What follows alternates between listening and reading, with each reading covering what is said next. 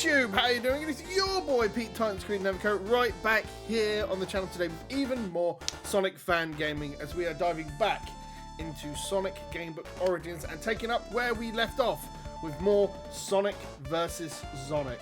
And where we last met off, we had finally met our metal doppelganger, and yeah, so it's onwards to exactly where we left off.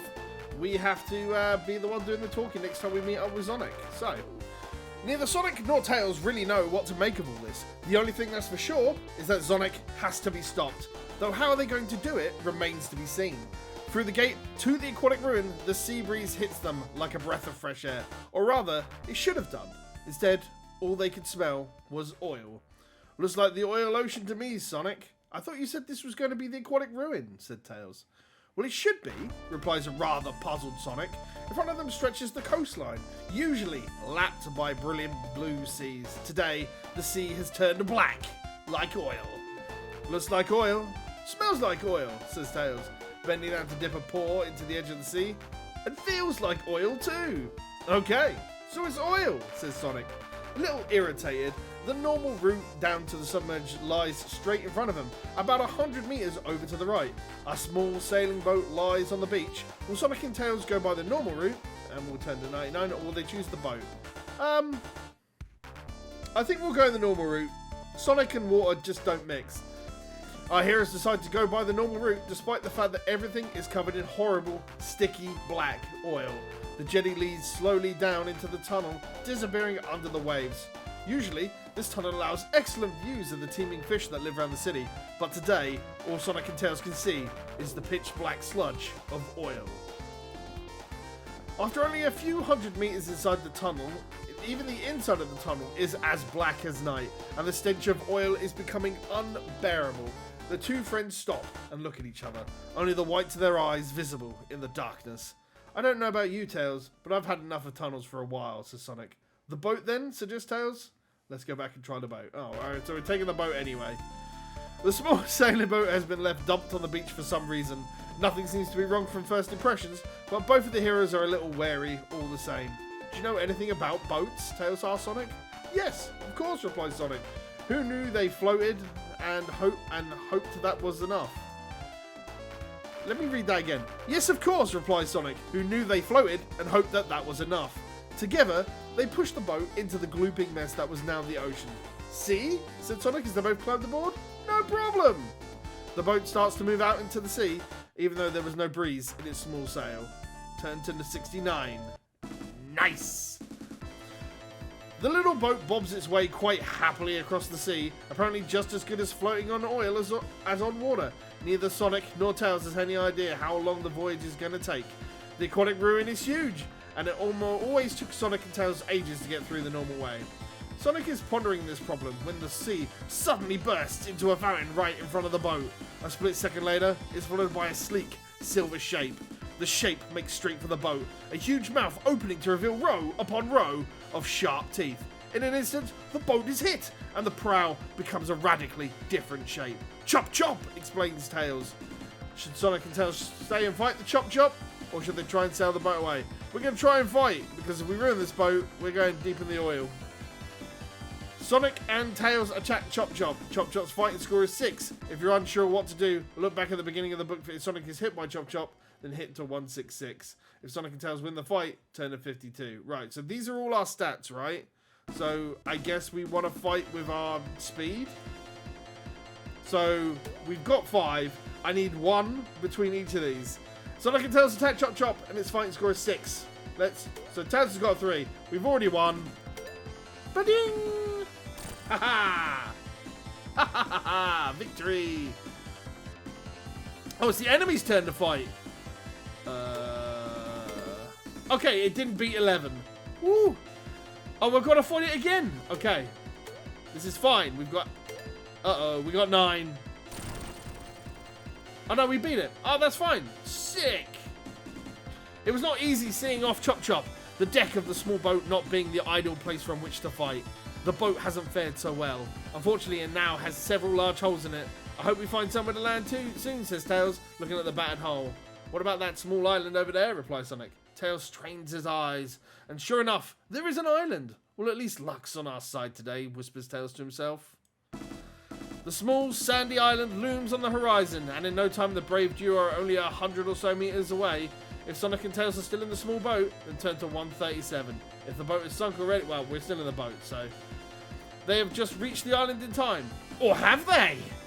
A few meters from the shore, the boat finally calls it a day and starts to sink.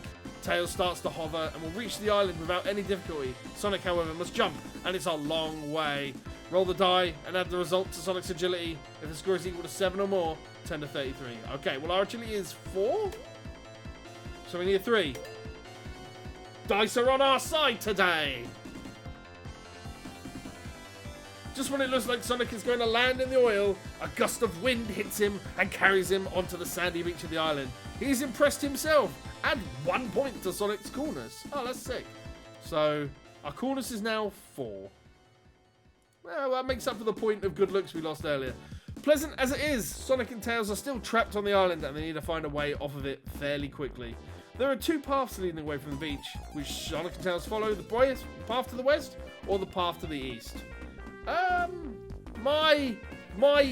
I'm thinking we should go east. East is beast. The sandy path leads into the jungle, running beneath huge palm trees. This is the sort of place that coconuts would like to hang out in, and both of them keep a wary eye on the treetops. They're so intent looking above them that the first either knew of the treasure chest was when Tails walked straight into it with a thump. Ow, says Tails. Sonic looks at the large wooden chest that stands right in the middle of the pathway. Now, who would want to put a treasure chest in such an obvious place? Perhaps they dropped it, says Tails, rubbing his leg. Or, says Sonic, they, whoever they are, wanted us to find it. Should Sonic open the chest to see what's inside, or should he leave it for where it is? I'm always nosy. Leaning forward, Sonic gingerly reaches out with a paw and tries to lid the chest. It's not locked! Here we go then, says Sonic, and with a flick of the wrist, the lid is open. Peering inside, they can see gold. 10 rings to be precise. Add these to Sonic's stuff, and then turn to 80. After another short walk, the pathway opens into a large clearing in the jungle. In the middle is a small hut made of twigs, leaves, and other bits and pieces from the forest. From the small chimney comes a thin wisp of white smoke. There must be someone at home. Should Sonic and Tails go and see who lives at the hut? Or should they carry on looking for some way off the island? Am I nosy or do I want to move on? I'm nosy. The inside of the hut is very dim, and although Sonic and Tails strain their eyes, they cannot see very far inside, but they can hear something breathing and moving around. Raising his paw, Sonic knocks politely on the door. Who is it? Splutters a voice from inside. It was the muffled voice of a person with a cold. Sonic? A sharp nudge in the ribs reminds Sonic to say. And Tails, of course. Come in then, says the voice. It takes a few seconds for their eyes to get used to the darkness of the hut, but then Sonic and Tails can see a small, homely room. Sitting in a well-stuffed armchair is the owner of the hut. This is going to be Eggman or something, isn't it? Oh, hi! I'm Whiffy! Pleased to meet you, the furry black and white creature says, holding out a paw towards Sonic. Hello, replies Sonic. I've heard a lot about you, says Whiffy. I used to live in the Green Hills a few years ago, but being a skunk doesn't tend to make you very popular, so I came to live here. Whiffy goes on to tell Sonic and Tails that he's seen lots of Robotnik's badniks around lately, and that they seem to be looking for something, though unfortunately, he doesn't know what. After a long chat, Whiffy gives Sonic a map, and this will show you the way to a speedboat that's moored on the other side of the island. There are even instructions on how to drive it on the other side of the map. Just as Sonic and Tails are about to leave, Whiffy says, oh, one more thing. Take this. It might come in useful sometime. He hands over a small brown bottle with a cork jammed tightly into it. Add this to Sonic's stuff and then turn to 28. So I don't know what's in it, but it's a cork jammed tightly. It's a brown bottle. Is it just going to be just like Whiffy's stench? A bottle of Whiffy liquid. Yeah, there we go. Oh. Oh my goodness, there's a bit of Streets of Rage. There you go. Following Whiffy's well-drawn map, our heroes have no trouble finding the secret little cove. And sure enough, tied up against one side is a sleek and powerful speedboat. Following the rest of Whiffy's instructions, the pair set off eastwards. Compared to the sailing boat, this one zooms along like the wind. We'll be there in no time at this rate, shouts Tails, straining to make his voice heard above the roar of the boat's engines. Above them, the sky is a perfect blue, except for an odd little grey cloud. Sonic looks at it. Something about the cloud wasn't quite right. Will Sonic take the speedboat to look at the cloud? Or will he head on towards the casino zone? I think we move onwards. Casino zone means rings. And if we can get 20 rings, we can use our zone chip to get both Sonic and Tails out. Crashing the boat into gear, Sonic speeds away from the hover ship. But in a few seconds, it is once up above him once more. Stop! Booms out the voice, and the boat is engulfed in a streamed grain beam. A split second later, the engine dies, and the boat judders to a halt. Turn to 24. I've been looking for you. You must get back to the Metropolis Zone and help with the cloning. Booms out the voice. Roll the die twice and add the score to Sonic's quick wits. If the result is 7 or more, turn to 277. Our quick wits is garbage, right? It's 2. So we need like a 5. Well, I guess we're going to 277 then. Quick as a flash, Sonic realizes that Robotnik has mistaken him for the evil Zonik. Pushing Tails down outside, he replies, I am sorry, Master. I'll make my way there right now. Make sure you do. I have important business elsewhere to attend to. When I return, you had better be there, and also try to keep out of sight. You've already done far too much damage, especially to the aquatic zone. Sorry, Master. I got carried away, says Sonic. That's as may be, but I shall have to put it right. Now! The voice pauses. Don't worry. Your time will come soon. The voice tries to sound friendly. Now, off to the Metropolis Zone, and quickly! With that, the hover ship zooms off. Tails sits up and looks at Sonic. The Metropolis Zone, he says, rather confused. Yes, and as quick as we can, replies Sonic. Tails sees the gate to the casino zone first and points it out to Sonic. The glaring neon sign above are a very welcome sight without slowing down at all. Sonic aims the boat straight at the gate. We're going to crash! Screams Tails. No, we're not! Shouts Sonic. And a split second before they reach the gate, Sonic grabs Tails and goes into a spin that carries both him and his furry friend flying through the gate. Turn to 266. Sonic and Tails fly through the gate and land in an undignified heap. Looking around, they see that they have indeed arrived in the casino. It is lit up by multicolored lights, and there are signs all over the place showing the way to various attractions. You know, Tails, says Sonic, I always quite like this place. Come on, let's have a look around. With that, Sonic is off, leaving a still dazed Tails to hurry after him. After a few seconds, Sonic spots a large fruit machine against the wall. Will Sonic go and play it, or will he ignore it? Well, I mean, we're here for rings, right? So we have to play the fruit machine. The fruit machine is lit up with a Christmas tree, and Sonic becomes mesmerized by it. Each game costs 1 ring, and Sonic cannot resist the temptation. Roll the die twice. If the result adds up to 4 or less, turn to 84. If the result adds up to 5 or more, turn to 199. Remember to subtract 1 ring from Sonic stuff. Boop. Well, we've already won. Boop. No, wait, what? Oh, 5 or more. The fruit machine whirs into action while Sonic and Tails are staring at it. Sonic loses. If Sonic plays the fruit machine again, turn to 171.